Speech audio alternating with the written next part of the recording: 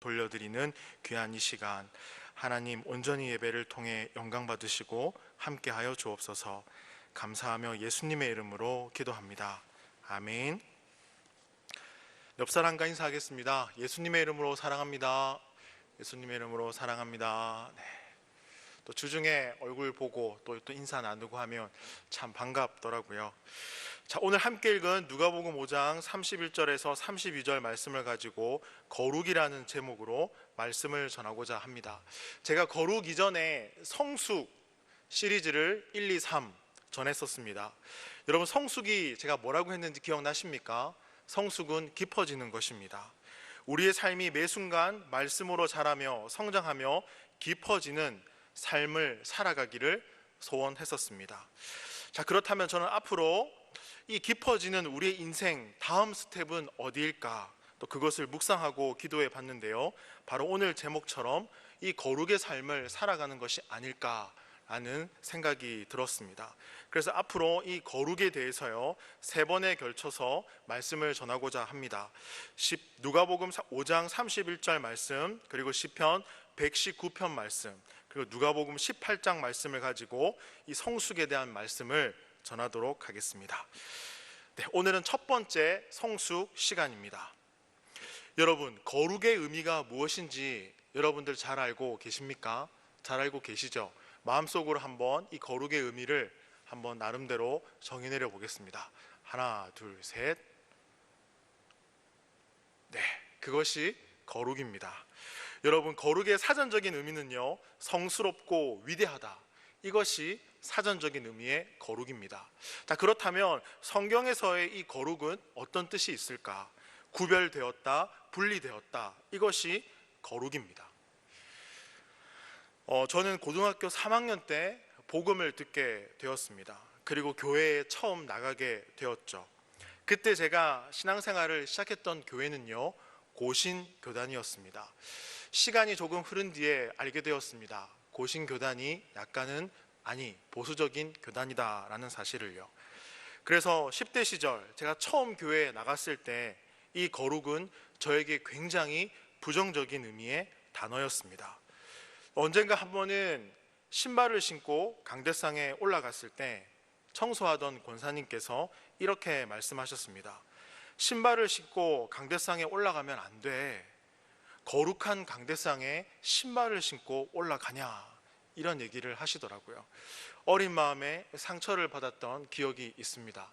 시간이 좀 흐른 뒤에 전도사가 되어서요 사역을 할 때 제가 섬겼던 교회도 이 강대상에 신발을 신고 올라오지 못했습니다. 토요일 날 권사님들이 청소를 하시기 시작하셨습니다. 권사님들이 전도사님 저기 물건 좀 갖다 주세요 하길래 급한 마음에 신발을 벗지 않고 강대상에 올라갔었습니다. 아니나 다를까 똑같은 이야기를 들었습니다. 전도사님, 거룩한 강대상에 어디 신발을 신고 올라갑니까? 교회에서 저에게 상처를 준 단어가 거룩이었습니다. 거룩. 한 번도 아니고 2번이나요. 자, 그리고 저는요, 나이가 있으신 장로님께서 주일에는 돈을 쓰면 안 돼 라고 말씀하셨던 기억이 있습니다. 아이스크림을 예배 끝나고 사 먹고 교회로 걸어올 때 장로님에게 혼이 났죠. 장로님께서는 주일날 돈을 쓰면 큰일이 날 것처럼 이야기하셨습니다.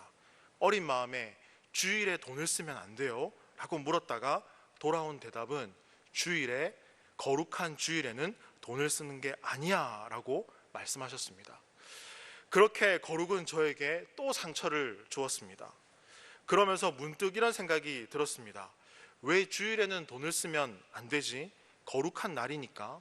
그러면 이렇게 묻고 싶었습니다. 버스를 탈 때 내는 버스 요금은요? 지하철을 탈 때 내는 지하철 요금은요? 그런데 사람이 하지 말라고 하는 것은 더 하고 싶은 마음이 들잖아요. 그래서 장로님의 눈을 피해 돈을 쓰기 시작했습니다. 두렵고 떨렸고요. 떨렸지만 담대하게 주일날 몰래 돈을 썼습니다. 그리고 거룩과 주일에 돈을 쓰는 것은 상관이 없어 보였고 결국 저는 주일에 돈을 쓰는 것이 맞다라는 생각을 했습니다. 그리고 꼭 필요할 때는 돈을 썼죠. 그런데 시간이 지난 지금, 목사가 된 지금 거침없이 주일 돈을 쓰는 저를 발견하게 되었습니다. 자, 여러분, 제가요 옛날 부모님들과 이 목사님들의 가르침이 틀렸다 이것을 이야기하려는 것이 아닙니다. 예전에 그 열심과 유별남이 있었기에 제가 여기에 있고 여기 지금 예배드리는 여러분들이 이 자리에 있는 것 아닐까요? 제가 말씀드리고 싶은 핵심은 무엇인가 하면요, 이 사람들의 마음속에는 은연중에 이 거룩이 부담으로 다가온다라는 것입니다. 이 거룩이 두려움으로 다가온다라는 것입니다. 제가 여러분 이렇게 질문해 보겠습니다. 여러분 거룩하게 살고 계십니까? 당연히 네라고 대답하시겠죠. 그러나 네라는 그 대답 속에 두렵고요, 그리고 부담으로 다가오는 이 거룩을 우리는 피부로 느끼고 있습니다. 여러분, 아니나 다를까 성경에서도요, 사람들은 거룩하신 하나님의 임재 앞에 두려워했습니다. 선악과를 따먹은 아담과 하와는 하나님의 음성을 듣고 두려워했습니다. 호렙산에서 모세는요 하나님의 임재 앞에 두려워했고요, 이사야도 성전에서 하나님의 임재 앞에 두려워했습니다. 이처럼 하나님 앞에 거룩하게 살아간다는 것은요 두렵고 떨리는 일이죠. 제가 설교 초반에 거룩의 사전적인 의미가 성스럽고 위대한 것입니다 라고 말씀을 드렸는데요, 우리가 이 거룩이라는 말을 사용할 때 은연중에 나도 모르게 이 거룩을요 절대적인 힘과 권세, 이것에 연결되어 있다고 생각을 합니다. 또 거룩은 정의와 공의와 연결이 되어 있다고 생각을 합니다. 또 거룩은요 한 걸음 더 나아가 심판과도 연결이 되어 있다라고 생각을 합니다. 이것을 조금 더 구체적으로 말씀을 드리면, 우리가 거룩하신 하나님이라고 고백할 때는요 이 고백에 당신은 전능하신 분입니다 라는 의미가 포함되어 있습니다. 거룩하신 하나님이다 라는 이 고백에요, 당신은 정의와 공의의 하나님입니다 라는 이 의미가 포함되어 있습니다.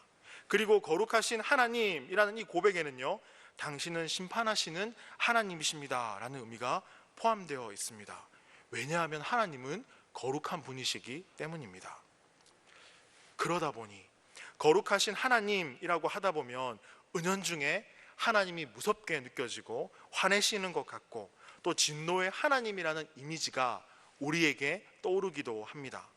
여러분, 물론 이 거룩이 정의와 공의, 심판, 힘과 권세와 관련이 있는 것은 사실입니다. 그러나 죄인된 인간이, 허물 많은 인간이 하나님 앞에 선다는 것, 하나님 앞에 살아간다는 것, 그리고 하나님의 임재 앞에 두려워하는 것은 어쩌면 당연한 것이겠죠.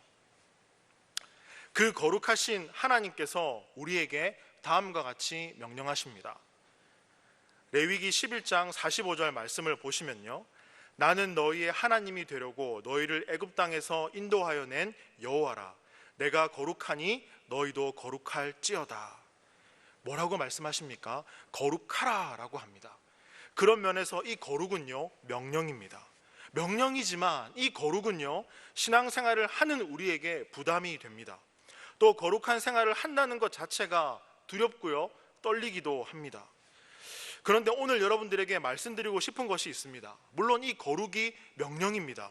거룩하라 라는 하나님의 명령요, 그러나 거룩은요 그 명령 안에는 사랑이 포함되어 있습니다. 그 거룩은 사랑이고요, 거룩은 선물입니다. 저는 이 부분에 대해서 앞으로 2번에 걸쳐서 여러분들과 함께 말씀을 나누고 싶습니다. 저는 어린 시절, 그리고 10대 시절, 청년 시절 거룩이라 하면 너무 답답했거든요. 숨이 턱턱 막힐 것 같았습니다. 거룩한 주일에, 어디 거룩한 주일에. 하나의 또 에피소드가 있는데요, 제가 10대 시절에는 당구장에 가는 것이 조금은 불건전한 행동이었습니다. 지금은요 건전한 문화로 자리를 잡았지만요. 그래서 대학부 목사님께서 우리 청소년들을 전도하고 우리 대학부를 부흥시키기 위해서 아이디어를 좀 내봐라 라고 얘기하셨거든요. 그때 저희가 막 회의를 하다가, 목사님, 당구다이를 교회에 설치하면 청소년들과 우리 청년들이 교회에 잘 나올 것 같습니다. 사구대 그리고 포켓대 어떻습니까? 그래서 와, 너무나 좋은 생각입니다 그랬거든요. 그러나 우리 뒤에 기다리고 있는 장로님들과 담임 목사님들을 우리는 생각하지 못했습니다. 담당 목사님께서 담임 목사님과 장로님들을 찾아뵙고 말씀을 드렸는데요, 통과되었을까요? 통과되지 못했을까요? 못했죠. 어디 거룩한 교회에 당구다이를 놓느냐고 혼이 났던 기억이 있습니다. 그처럼 거룩하면요, 거룩이란 단어를 생각할 때마다 저는 상처받은 생각밖에 없습니다. 숨이 턱턱 막히고, 여러분 만약 하나님께서 이렇게 살아라 라고 얘기하시면 여러분 숨 막히지 않으시겠어요? 사랑의 하나님이 아니시고 내 명령대로 해라, 이렇게 살아 라고 하면 답답하지 않으시겠어요? 그러나 이 거룩에는요, 사랑이 있고 거룩은 선물이다 라는 것을 시간이 지나면서 저는 발견하게 되었습니다. 저는 거룩이 담고 있는 이 부분을 여러분들과 나누고 싶습니다. 자, 오늘 본문으로 다시 돌아와서요, 누가복음 5장은요 주제가 있습니다. 그 주제는 죄인을 부르시는 주님. 주님은 죄인을 부르실 뿐만 아니라 부르신 그 죄인을 회복시키십니다. 그러나 더 파격적인 것은, 더 놀라운 것은 그 죄인을요 회복시키고 나서 제자를 삼으신다라는 사실입니다. 그것이 이 누가복음 5장의 큰 주제입니다. 우리가 오늘 읽지는 않았지만 이 누가복음 5장 본문에 보면 저와 여러분이 잘 알고 있는 말씀이 나오는데요, 자, 다 같이 5장 5절 말씀을 한번 있는 자리에서 읽어보겠습니다. 시몬이 대답하여 이르되 선생님, 우리들이 밤이 새도록 수고하였으되 잡은 것이 없지만은. 아멘. 베드로는 밤이 새도록 그물을 던졌습니다. 그런데요, 물고기를 한 마리도 잡지 못합니다. 그 순간 아마도 베드로는 이런 것을 느끼지 않았을까요? 인생의 허탈함, 인생의 쓸쓸함, 이런 날도 있구나, 그런 감정들이 밀려오지 않았을까요? 비유적으로 이 부분을 표현하면요, 베드로는 인생의 광야에 서 있고 고기를 한 마리도 못 잡은 것으로 보아 그는 인생의 빈배를 경험하고 있죠. 그런 순간에 주님께서 다가오십니다. 그 베드로에게. 자, 5장 4절 말씀 보십시오. 다 같이 읽어보겠습니다. 깊은 데로 가서 그물을 내려 고기를 잡으라. 이 말을 듣는 순간 베드로는요 아마 할 말이 많았을 것 같습니다. 예수님이 잘 모르시나 본데 당신은 목수이고 저는 어부입니다. 바다에 대해서는 제가 훨씬 더 잘 압니다. 혹은 주님, 밤새도록 제가 그물질을 했어요. 근데 이제 힘이 없어요. 제가 번아웃 됐다니까요. 저는 쉬고 싶습니다, 주님. 이렇게 좀 말하지 않았을까요? 근데 아마 베드로는요, 깊은 데로 가서 그물을 내리라 라는 이 주님의 말씀 앞에 하고 싶은 이야기가 더 많았을 것입니다. 나는 못해요. 나는 지칩니다. 그러나 이런 말보다 베드로는 이렇게 대답을 하죠. 5장 5절 말씀 다시 보십시오. 우리들이 밤이 새도록 수고하였으되 잡은 것이 없지만은 말씀에 의지하여 내가 내리리이다. 베드로는요 그날 평생 잊을 수 없는 경험을 합니다. 기적을 경험하죠. 물고기가 전혀 잡힐 것 같지 않은 상황이었는데요, 경험으로나 상식적으로. 그런데 그물이 찢어질 것 같이 많은 물고기들을 잡습니다. 그 순간 베드로는요 두려움이 밀려옵니다. 그리고 주님 앞에 무릎을 꿇고 이렇게 고백합니다. 5장 8절 말씀 보십시오. 주여 나를 떠나소서, 나는 죄인이로소이다. 주여 나를 떠나소서, 나는 죄인이로소이다 라고 고백을 하죠. 거룩하신 주님의 임재 앞에 이분이 보통 분이 아니구나, 베드로는 두려움이 밀려오게 됩니다. 그리고 이렇게 고백합니다. 주님, 나를 떠나십시오. 나는 죄인입니다. 지금 내가 두렵다라는 겁니다. 그런데 주님께서 그렇게 두려워하는 베드로에게 뭐라고 말씀하십니까? 5장 10절 보십시오. 후반절, 무서워하지 말라. 이제 후로는 내가 사람을 취하리니 라고 말씀하십니다. 여러분, 거룩하신 주님께서 인생의 광야와 같은, 고기를 한 마리도 잡지 못하는 인생의 빈배를 경험한 이 인생을 찾아가시죠. 베드로를 찾아가십니다. 주님은 죄와 허물로 가득한 인생에게 찾아가셔서 그의 이름을 불러주십니다. 저와 여러분의 이름을 불러주셨듯이 베드로야, 아무개야, 승범아 이름을 불러주시고 어떻게 합니까? 제자 삼아 주시죠. 자녀 삼아 주시죠. 저는 이 말씀을 보면서요 이렇게 한번 제목을 정해봤습니다. 찾으시는 사랑, 찾으시는 거룩. 즉 거룩하신 주님은요 찾으시는 사랑의 주님이시다라는 겁니다. 주님이 사랑의 주님을 믿으십니까? 우리가 읽지는 않았지만 자, 누가복음 5장 13절로 가보겠습니다. 누가복음 5장 13절에 보시면 예수님께서 문둥병자를 치료하시는 장면이 나옵니다. 5장 13절 말씀 다 같이 한번 읽어보겠습니다. 예수께서 손을 내밀어 그에게 대시며 이르시되 내가 원하노니 깨끗함을 받으라 하신대 나병이 곧 떠나니라. 이 13절 말씀에서 가장 중요한 단어, 눈이 가는 단어가 있는데요. 어느 단어에 눈이 가십니까? 저는요, 대시며 라는 단어에 눈이 갑니다. 예수님은 문둥병자의 몸에 손을 대십니다. 치료하죠. 손을 대셨다. 이것이 중요합니다. 왜냐하면 당시 유대인들은요, 문둥병자, 부정한 사람들과 접촉하지 않았습니다. 왜요? 전염성이 있다고 생각했기 때문입니다. 맞습니다, 여러분. 병도 전염성이 있지만 죄도 전염성이 있습니다. 그렇기 때문에 사랑하는 오늘의 성도 여러분, 죄를 멀리 하셔야 됩니다. 불평, 문제, 의심, 미움, 험담, 이간질, 이 모든 것들은요, 전염성이 있습니다. 그런 사람들과 같이 하다 보면 나도 모르게 전염이 되고 오염이 되고 똑같이 나도 그렇게 불평하고 의심하고 험담하는 우리의 모습을 마주하게 됩니다. 여러분 따라해 보겠습니다. 죄는 전염성이 강하다. 네, 그래서 멀리 하셔야 돼요. 여러분 오죽했으면 무술에서도요 1개, 2개, 3개 하다가 안 되면 36개에서 어떻게 하라고 가르칩니까? 36개 주렐랑 도망치라고 합니다. 죄악이 나를 삼키려 하거든 그 자리에 가지 말고 도망치시길 바랍니다. 한 번 더 따라해 보겠습니다. 죄는 전염성이 강하다. 네. 여러분 놀라운 복음이 있는데 반대로 거룩도 전염성이 강합니다. 거룩하신 주님께서 죄와 병으로 얼룩진 인생을 만지시고 접촉하시고 우리들의 인생이 회복되고 거룩하게 되는데요. 그래서 저는 이 문둥병자를 치료하시는 장면을 이렇게 한번 제목을 붙여보고 싶었습니다. 주님께서 문둥병자의 몸에 손을 대시고 치료하시는 이 장면의 제목을요 이렇게 지어봤습니다. 접촉하시는 사랑, 접촉하시는 거룩, 터치하시는 사랑, 터치하시는 거룩. 주님의 사랑이 조금 낯간지럽지 않습니까? 자, 여러분 오늘 말씀 본문인 누가복음 5장 31절에서 32절의 배경은요 이렇습니다. 예수님께서 전도 여행 중에 한 사람을 만나십니다. 한 사람을 부르시는데요, 그의 이름은 레위입니다. 그의 직업은 무엇일까요? 세리죠. 이 세리 레위는요 동족 이스라엘 백성들의 세금을 세금을 뜯어서요 로마 정부에 상납하는 아주 못된 인간들이었습니다. 그래서 당시 세리는요 창녀 취급을 받고 죄인 취급을 받았습니다. 왜요? 동족의 돈을 걷어서 로마 정부에게 바치니까요.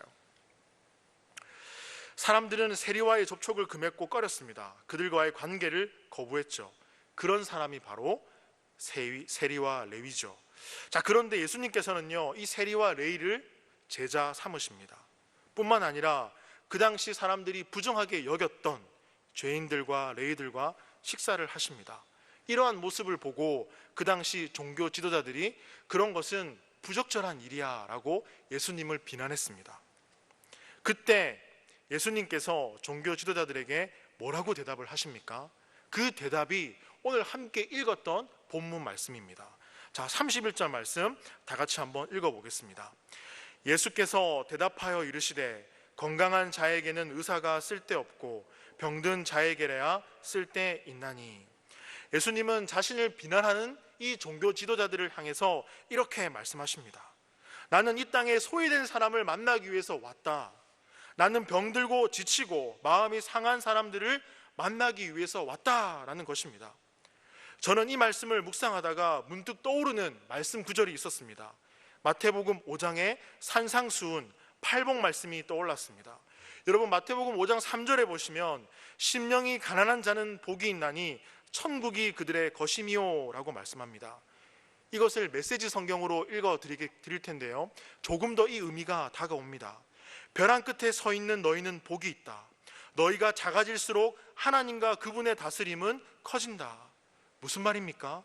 우리가 벼랑 끝에 서 있고 작아질수록 하나님은 더 커지시고 하나님의 다스림은 더 커집니다 라고 고백을 하는 거죠. 자, 그렇다면 여기서 말하는 심령이 가난한 사람은 누구일까요? 심령이 가난한 사람, 바로 우리들이지 않습니까? 주님, 저입니다. 여러분, 심령이 가난한 사람은요, 모든 것을 가지고 있지만, 모든 것을 누리고 있는 것 같지만 인생의 벼랑 끝에 서 있는 사람들이 있습니다. 그러한 성도님들이 심령이 가난한 사람들이죠. 또 심령이 가난한 사람은 누구입니까? 아무런 문제가 없는 듯 하지만, 행복하게 사는 것 같지만, 다 누리는 것 같지만, 어느 날 조용히 혼자 묵묵히 인생의 공허함이 찾아오는 것을 느끼고, 또 인생이 허무하다 느끼고, 베드로처럼요, 인생의 빈배를 경험했을 때 그 사람을 심령이 가난하다라고 말할 수 있겠죠. 자, 여러분, 또 심령이 가난한 사람은 누굽니까? 누군가의 도움이 없이는 살아갈 수 없는 절대적인 약자들입니다. 절대적인 약자.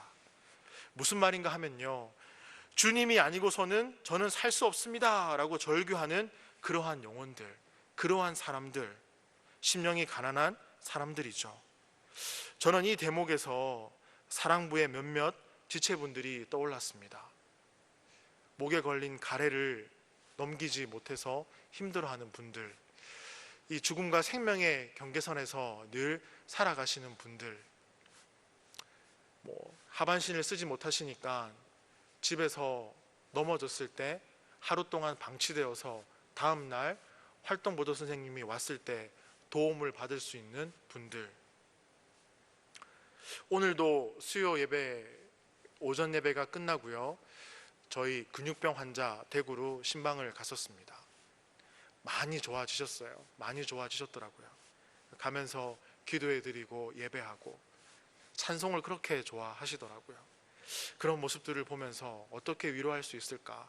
제가 하는 게 아니다라는 것을 깨닫게 됐습니다. 하나님이 하시죠. 그리고 매일매일 하루하루 고분분투하시는 우리 온누리교회 성도님들, 그러한 사람들, 영혼들이 심령이 가난한 사람들이 아닐까요? 여러분, 병든 사람은 자신의 병을 스스로 해결할 수 없습니다. 이 병든 사람에게는 의사가 필요합니다. 파산하고 부도를 맞은 사람에게는요, 이 문제를 스스로 해결할 힘이 없습니다. 그래서 누군가의 도움이 필요하죠. 그리고 죄인은요, 자신의 죽음과 심판의 문제를 해결할 수 없습니다. 주님이 도우셔야만 하죠. 그래서 주님은 이렇게 말씀하십니다. 누가복음 5장 32절 말씀 다 같이 한번 읽어보겠습니다. 내가 의인을 부르러 온 것이 아니요 죄인을 불러 회개시키려 왔노라. 거룩하신 주님은 이렇게 말씀하십니다. 내가 죄인을 부르러 왔다. 내가 죄인을 만지고 터치하려고 왔다. 내가 죄인을 안아주기 위해서 왔고, 내가 그 죄인을 자녀 삼아 주기 위해서 왔다. 내가 그 죄인을 회개시키고 거룩하게 하기 위해서 왔어. 내가 그 죄인에게 사명을 주기 위해서 왔어. 내가 그 죄인을 제자 삼고 자녀 삼기 위해서 왔어 라고 말합니다. 이 말씀을 보면서 문득 생각나는 복음송의 한 가사가 있었습니다. 거룩하신 하나님 주께 감사드리세, 날 위해 이 땅에 오신 독생자 예수. 주님이 왜 우리 인생 가운데 찾아오셨고 우리와 함께 하기를 원하셨을까요? 우리를 만지시고 회개시키시고 회복시켜 주시고 제자 삼고 자녀 삼기 위해서 주님이 우리에게 오셨습니다. 그 주님과 여러분은 함께하고 계십니다. 벅차지 않으십니까? 베드로는 어느 날 인생의 공허함과 고기를 한 마리도 잡지 못하는 빈배를 경험하게 됩니다. 그리고 자신 앞에 서 있는 분이 주님이다 라는 것을 알고 두려워하죠. 그 두려워하는 그 베드로를 주님은요 불러주십니다. 그를 안아주시고 베드로를 제자 삼아 주십니다. 그리고 아까 문둥병자 내용을 살펴봤죠. 이 문둥병자는요 희망도 없고 소망도 없고 내일이 없는 인생입니다. 그런데 그 문둥병자가 주님께 이렇게 외칩니다. 5장 12절 말씀 다 같이 한번 읽어보겠습니다. 5장 12절 말씀. 예수께서 한 동네에 계실 때 온몸에 나병 들린 사람이 있어 예수를 보고 엎드려 구하여 이르되 주여 원하시면 나를 깨끗하게 하실 수 있나이다 하니, 주님께 이렇게 외치죠. 묻는 병자가요. 주여 원하시면 나를 깨끗하게 하실 수 있나이다. 이 말의 뜻은요 이렇습니다. 주님, 나는 심령이 가난한 자입니다. 나는 벼랑 끝에 서 있는 사람입니다. 그 누구도 아무도 나를 도울 수 없습니다. 주님만이 나를 도우실 수 있습니다. 주님, 그러니 하실 수만 있다면, 아니요, 오직 주님만이 하실 수 있습니다. 그러니 나를 낫게 해 주시옵소서. 이 외침이죠. 오늘 말씀의 주인공인 이 세리 레위 역시 돈을 벌었지만 장녀 취급과 죄인 취급을 받았습니다. 그 인생 역시 다 가진 것 같고 문제가 없는 것 같았지만 인생의 허무함과 공허함이 있죠. 그런 면에서 레위 이 사람들은요 많은 것을 가졌지만 병든 사람이 확실합니다. 그리고 레위 이 사람은요 거룩하신 주님 앞에 죄인이 맞죠. 제가 말씀 초반에 거룩의 의미가 구별, 분리됨이라고 말씀을 드렸습니다. 우리는 이 거룩이라는 단어를 생각할 때 부담과 두려움이 밀려옵니다. 또 거룩하신 주님이라고 하면 저 멀리 계시는 주님을 연상하기도 합니다. 그러나 오늘 이 누가복음 5장 말씀을 통해서 보게 되는 주님은요 병든 자를 찾아가십니다. 그리고 죄인을 만져주십니다.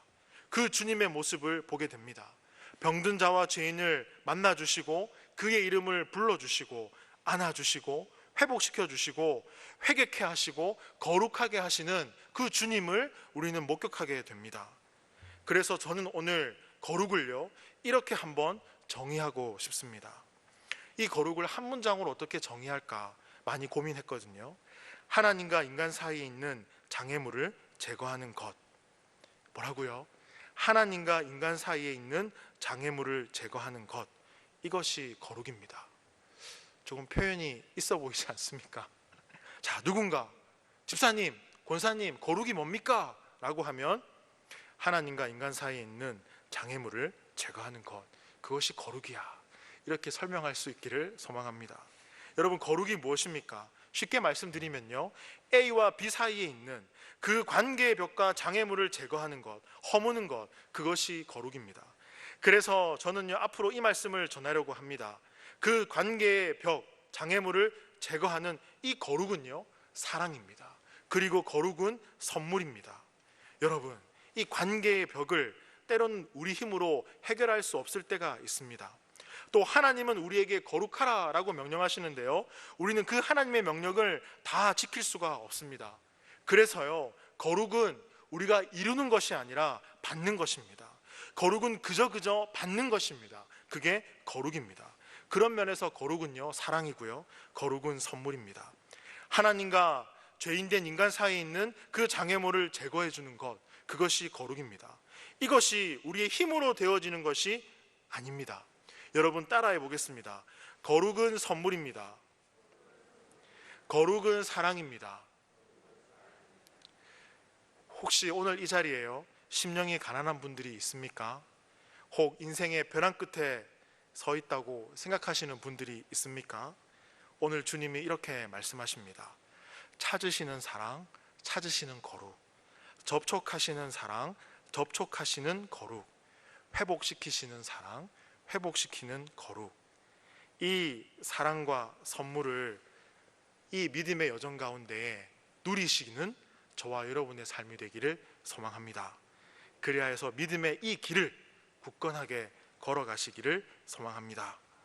말씀 기억하시면서 우리를 안아주시고 회복시켜주시고 찾아오시고 회개케 하시고 사랑하는 이 사랑의 이 거룩, 선물의 이 거룩이 우리 삶에 있기를 다 같이 한 목소리로 간절히 기도하겠습니다.